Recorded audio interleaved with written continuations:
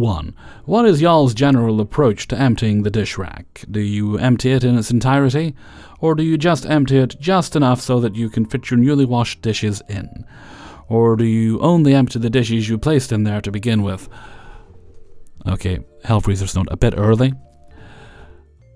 I'm going to shock all of you. I don't own a dish rack. I wash my dishes and dry them and put them away. But that's just between you and I. On with the story. My preference is to empty it completely before I place newly washed dishes in it. When I have the time, I also empty it, even when I don't have the dishes to add to it. It really takes less than 3 minutes, even when it's completely full. I often do this as I boil water to make coffee.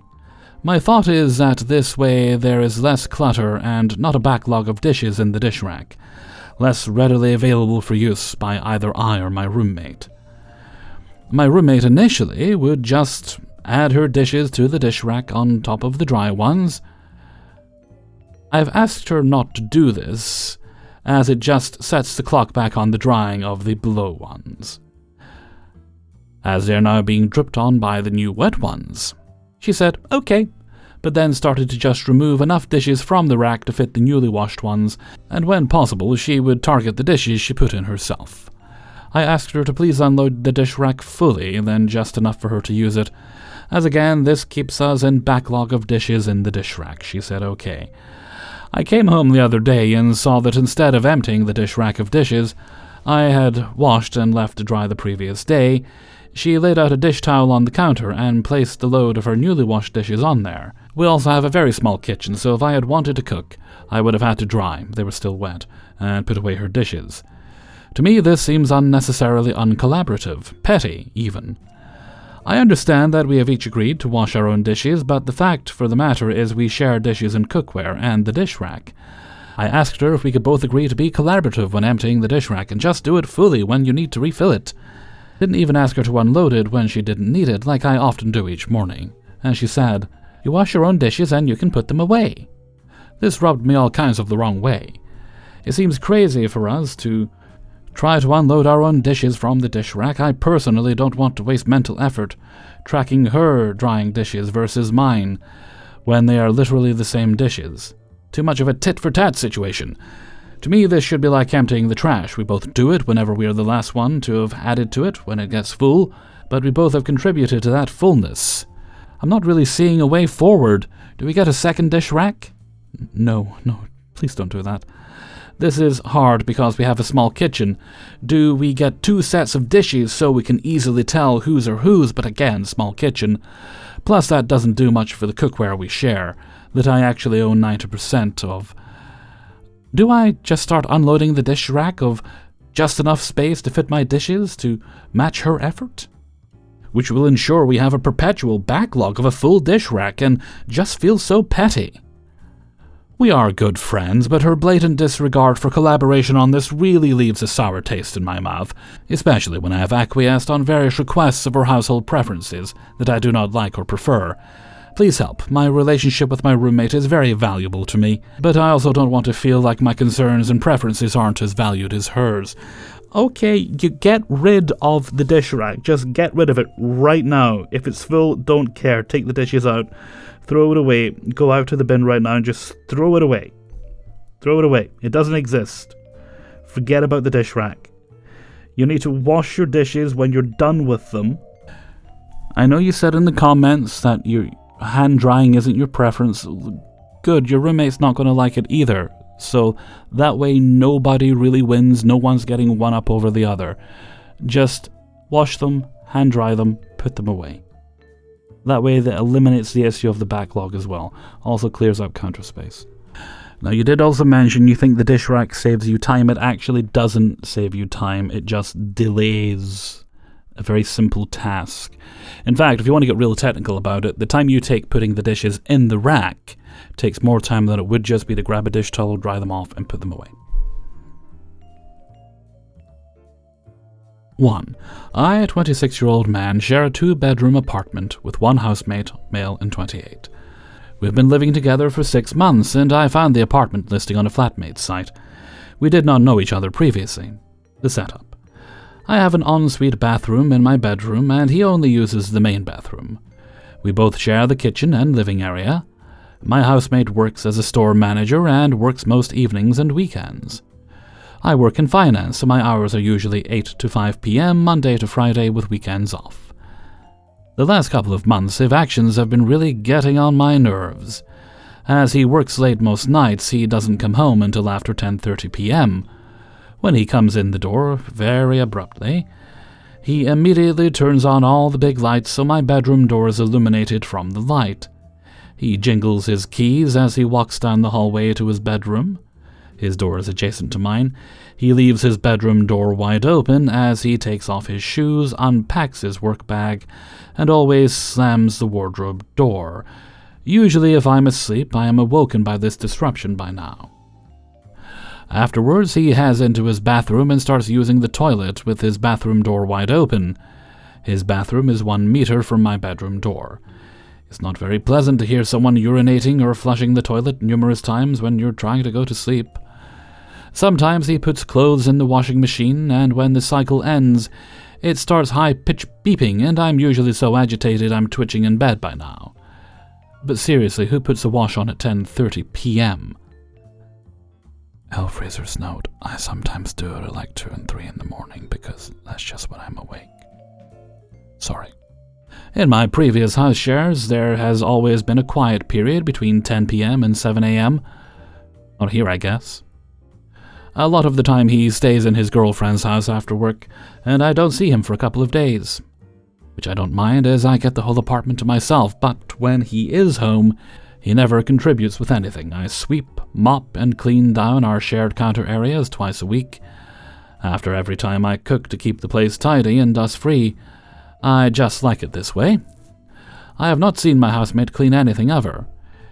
He leaves shared areas messy, and when he's finished he doesn't clean his dishes up, and leaves milk-stained cups scattered about. One time I left one of his dirty cups on the counter for 3 days, and he came home early for work, picks up the cup, and drinks out of it. I nearly had to run to the bathroom to be sick. His bathroom is honestly gross, and I try to keep the door closed at all times. I feel sorry when his girlfriend comes over and she has to use it. They even share the same shower towel, and it doesn't get washed at all. I am constantly buying the dish soap, cleaning sprays, laundry detergent, and food items, etc., and he just uses it all. I have thrown the trash out twice a week for the last 6 months I've lived here. I think him and his girlfriend brought it down once. I bought a blanket for our sofa in the shared area. I bought this as the sofa was very bare when I moved in, and the apartment needed some decor improvement. His girlfriend came home with him after work, and they watched TV on the sofa and went to bed. The next day I came out and my blanket was missing. I sent a message to ask where it was, and the housemate said, "Oh, it's in my room. We'll bring it out later." I felt a bit put off, but they slept with my blanket all night without asking me first, and I just asked him to bring it out later. He didn't bring it out, and his girlfriend slept with it again for another night. I didn't bring it up because I felt uncomfortable and didn't know how to address the situation, and didn't want to offend his girlfriend. When she was going home, she handed it back to me and just said, "Thanks." However, I did address the trash situation, and his point was he's never at home, and he doesn't cook much. But yet, the bin is always overflowing with his empty containers. But he said he'd keep it in mind to empty it. Not sure how I feel about his lame response. I feel like leaving the rubbish there for days, but usually I give in as I'm a bit of a germaphobe and hate gross smells. Just would like to know, am I in the wrong about everything he's doing? Am I right to be annoyed about his actions, or am I just overreacting and this is normal housemate behavior? Any advice is seriously welcomed. Also, I'm moving out in a few months, so I won't be putting up with this anymore. Hellfreezer's note, he does sound a little bit inconsiderate, but honestly, in comparison to some of the stories I've read over this past little while, he sounds like an angel. As you are moving out in a few months, I wouldn't make too much of an issue of it because it's not going to be a permanent living situation going forth. You're definitely just two people, probably both good people. I'm assuming neither of you is actually a serial killer or anything like that. but you're incompatible. Your lifestyles are incompatible. It doesn't even really sound like you're friends, so it's not there's going to be a big loss there when you move out. But I hope whatever your next situation is, it's either a place that's all yours, so you can keep the standards as you want them, and the same goes for him and his girlfriend. Maybe they'll move in together, that could probably work out for them. Or if you do move into another flatting situation, that you have a roommate who has equal standards to you. I think that's something a lot of people really do overlook when picking roommates. It's like, well, a little questionnaire. How often do you think is acceptable to clean a week? Maybe do you have references? Well, references are a thing. So maybe ask if you can call their previous roommates. That sort of thing. Like I say, I don't really know what the etiquette is, but it seems to me like that makes sense. Good luck with it, and I hope you don't have to put up with him for much longer. 3. I have a roommate who is never home, always at his girlfriend's house, and he leaves his dog in his crate all day. He does not sleep at home, so he comes home around 10 a.m. to walk and feed him. And by walk, I mean taking him down to a bush at the bottom of the stairs of our apartment. Then he will come home again, around 5 to feed and walk him again. He also gives him water during this time too, but doesn't leave him with access to water, so that he doesn't pee in the house, apparently. That is the only interaction he gets with his dog. When he does sleep at home, he sleeps on the couch because his dog is too annoying. Whenever I sneak in to check on the dog, it's never sleeping, always crying, and he leaves all the lights on. No TV or anything. I don't know what to do, it breaks my heart. I've tried to talk sense into him and try to walk and feed him, but my roommate started hiding the dog's food and leash when he found out. This dog also has so many behavioral issues, and he wonders why. It's the saddest thing, and I don't know what to do about it. My boyfriend and I have debated calling animal control. Yes, you should do that one. Does anyone have any advice on what to do or how to handle this situation? This is just no way for a dog to live. Adding for more context, my boyfriend and I have lived with him for over 3 years. He got the dog 2 years ago when it was a puppy, and ever since he got the dog, he refused to listen to any advice we tried to give him. I have tried to help with training, but my roommate is very prideful and does not want to admit that it was a mistake getting the dog, or that he's doing anything wrong with it. Him and his girlfriend started dating 3 weeks ago, so this is a new thing of him being away from his dog so much like this. It used to just be only during the day. The dog is very attached to him to the point where when I go in there he's very scared and shakes. He's out of town this weekend and asked me to watch him while he's gone, which I'm very happy about, so the dog will be getting lots of love this weekend. I'm going to have a conversation with his girlfriend about this as well, because for all I know, she has no idea no one is caring for him while he's at her house. He has never been great at caring for the dog, but at least before he was home with him, much more. For people asking me to move out and take the dog with me, as much as I would love to do that, I have 2 cats who are completely terrified of him. Meow. The reason my boyfriend moved in with him in the first place is because he is a very close friend. Or at least was before all of this with his dog. I'm an animal lover and I'm not doing nothing. I do try to go in there. Sometimes my roommate is in a good mood and is happy about me giving him love, and sometimes he gets mad at me for it. It's a tough situation. This will be the last update to the post. I had a conversation with my roommate and he was very understanding and agrees he leaves him in the cage too long, but said he felt bad asking us to take him out since we are also very busy. I told him I do not mind at all. I would rather have him happy more than anything. I asked him about the water bowl, and he says he does fill it up, but usually he drinks it all, and that's why it's empty by the time I get home from work to check on him. I asked if I can start refilling it, and he said of course. He really does love his dog, but I think he's just in a weird situation, trying to spend time with his new girlfriend since he's never had one. Not excusing this behavior whatsoever, it is not okay, and I told him I felt like he was really neglecting his dog, and he agreed with me. We are making changes in our house to make sure the dog is interacting with people more and getting much more love. He also said he will start leaving him in his room if he's gone overnight and not in the crate. Of course, I will go in and check on him, give him love, and check on him before I go to sleep. My roommate will be home right when I get up in the mornings. For the people saying I'm an animal abuser, I deserve to go to jail and to be locked up by the dog, and I'm an idiot, I would like to point out that I am trying to do everything I can to advocate for this dog. I go in there and try and take him out when I can. I give him love. I refill his water bowl. I take him on walks. Most of the time my roommate tells me to put him back and he's fine, but by the time he sees on the camera I'm already done. I would also like to say that the dog is not terrified of me. He loves me. He just has very bad anxiety because he's so attached to his owner.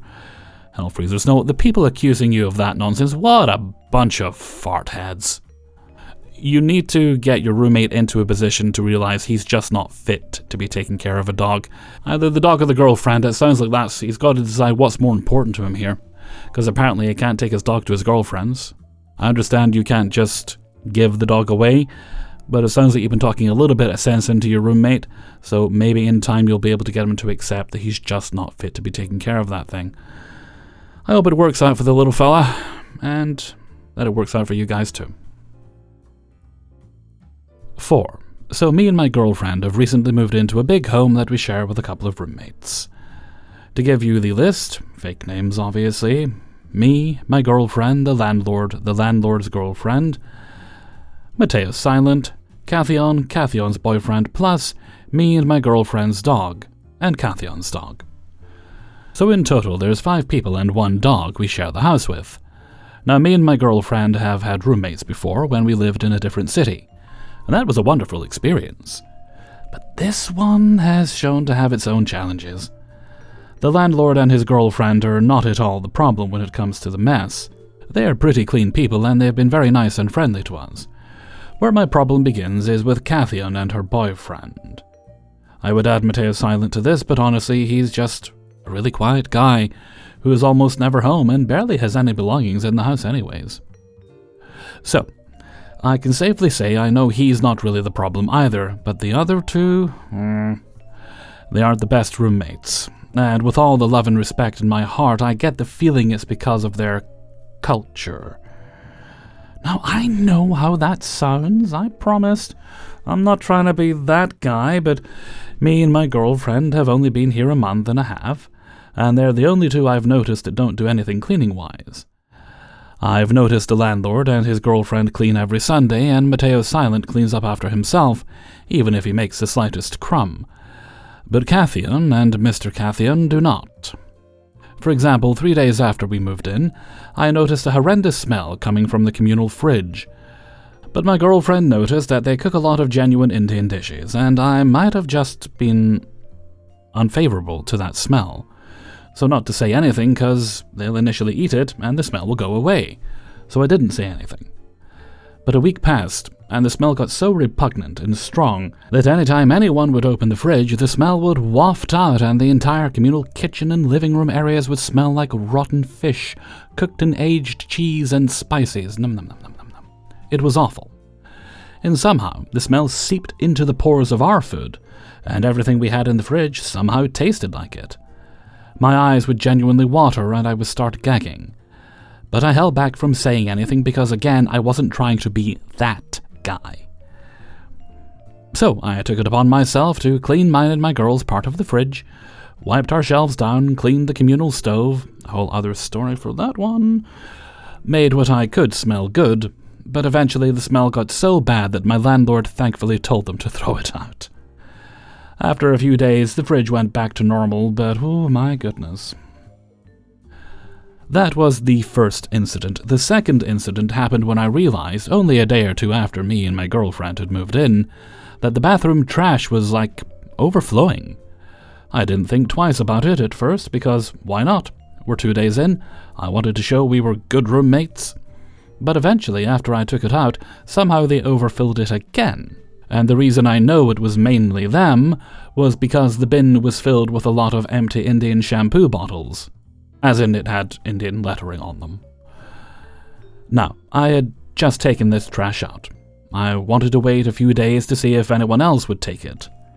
Hopefully the people who filled it up in the first place. Cathian and Mr. Cathian.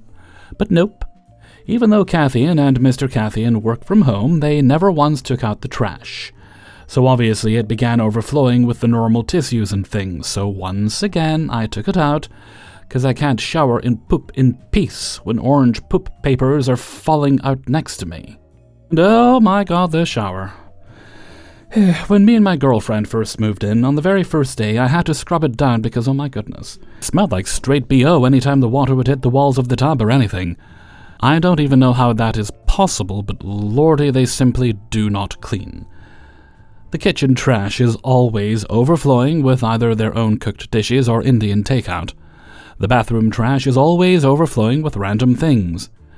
Again, that I know aren't Mateo's silence, because my guy literally only has one bottle of 3-in-1 shampoo and a Febreze can on his bathroom shelf.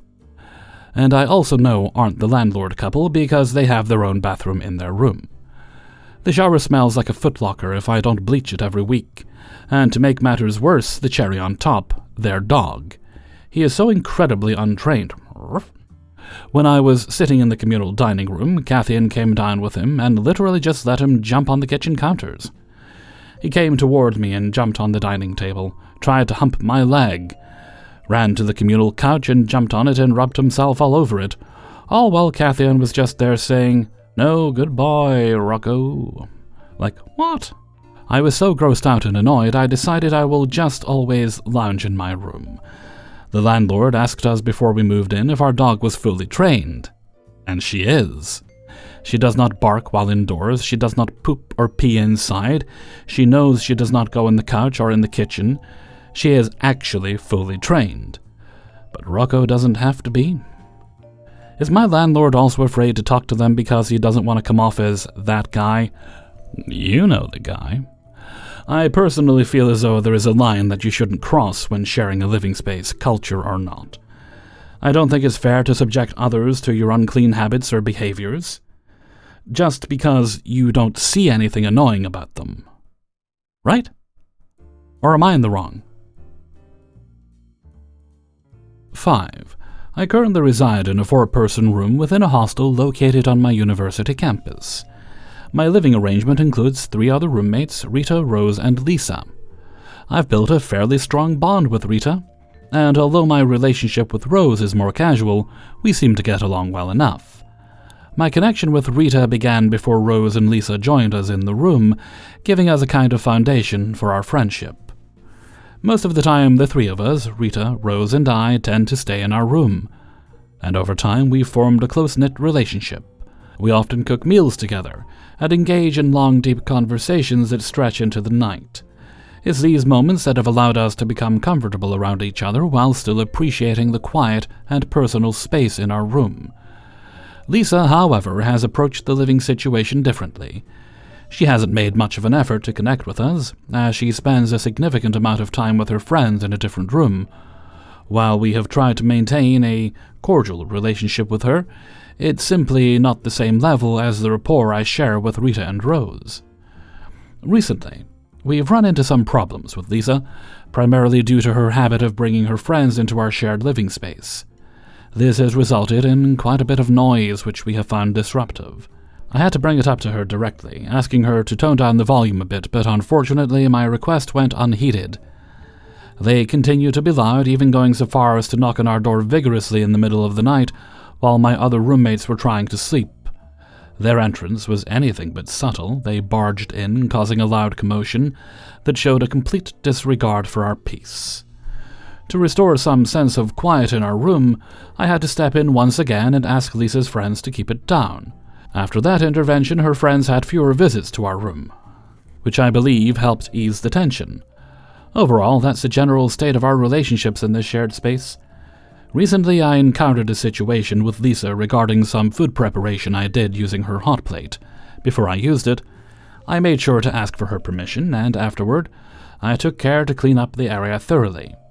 However, 2 days later, Lisa woke me up to accuse me of staining some of her bags and shoes. I was feeling under the weather at the time and explained that I was resting. I assured her that once I felt better and woke up, I would clean them for her. Despite my offer, she insisted that I shouldn't bother and began to clean the items herself. During our conversation, she expressed her frustration, claiming my response was rude and that I had ruined her bag. I recognized that my illness may have affected my demeanor, so I offered to reimburse her for all the damage to the bag, hoping to resolve the issue amicably. Unfortunately, she responded in a condescending tone, implying that I wouldn't be able to afford the cost, which was quite disheartening. After our interaction, I genuinely thought we had resolved after my apology. However, I was surprised to learn today that she took further action by reporting me to our hall tutor, alleging that I didn't like her. What the hell are they going to do about it? This situation has left me feeling perplexed and concerned about the implications of her report. She also stated that we don't like her in the room because she is a Muslim and that we are Christians, because we, Christians, think we're better than Muslims. Her words. I decided to have a conversation with our hall tutor to clarify the situation that had unfolded recently. During our chat, he explained that our fellow resident didn't interpret my intentions the way I had hoped. The main issue arose when I called her after she returned home. I remember I was laughing quite a bit, and since my phone was on speaker, she felt as though I was mocking her along with my friends who were present in the room at the time. I made that call in front of the hall tutor because I didn't have her contact number on hand, and I needed his assistance to obtain it. The misunderstanding seemed to arise from that moment, as she expressed that she felt imposed on while we were in the room together. She claimed that we didn't allow her the space she needed. It was disheartening to realize that my attempt to check in on her had been misinterpreted, leading to feelings of discomfort. She mentioned that we, as friends, sometimes act as if we're better than others. I'm feeling incredibly angry right now, and I've reached the point where I don't want to have any further communication with her. However, my hall tutor has suggested that we should have an open discussion, don't waste your time, in a neutral setting since there seems to be a lot of misunderstanding and miscommunication between us. I find myself struggling with how to approach this conversation because the more I reflect on this situation, the more I realize just how irrational and delusional it all seems to me. Each time I think about it, my frustration just intensifies, and I'm unsure if I can keep my cool during the discussion. Hey everybody, Hellfreezer here, and thank you very much for listening to Bad Roommates, episode 55. There's 2 of those we had this week. And thank you very much to everybody who allowed me to use their stories in this video. Before you go, please do hit the like button and subscribe if you'd be so good. And if you'd like to support the channel monetarily, you can do so by supporting me on my Patreon page for as little as $1 or more if you'd like a month. And you can also leave donations during videos and streams on the occasions when I do them. Okay. No more business today, so let's move on to Hellfreezer's question of the day. And today's question is: name a thing, be it a foodstuff or a non-foodstuff, whatever it might be, a thing you have always heard people from other countries talk about, and you only realized that it's not some exotic thing, it's actually something you're very familiar with, you just call it a different name in your country. For me, I mean there's many, but for an example, I've always heard Americans talk about zucchini. And I only realized about a year or 2 back, I think about 2 years back, that it's just a courgette. We call it a courgette in the UK. And I was quite disappointed because I've been eating them for years. Let me know what you think in a comment below. Before we go, let's take a look at the answer of the video from a previous day. No, that's not right. The answer of the day from a previous video. There we go. And this one came from Revenge's Ice Cream 310 and was: which food type describes your personality best? And today's answer comes from Deeper Things, a poblano steak and brie omelette, substantial and superfluous at the same time, with a serious touch of unexpected class, and far too spicy for some folks to handle. But those who can, get to enjoy just how savory I can be, too. Why don't you tell us how you really feel? Okay, and with that, I'm gonna head off for now. I'm going to be cooking food of some description. Well, it might be. It's 2 in the morning. It's getting kind of late. So until next time, thank you very much for listening, and take very good care of yourselves.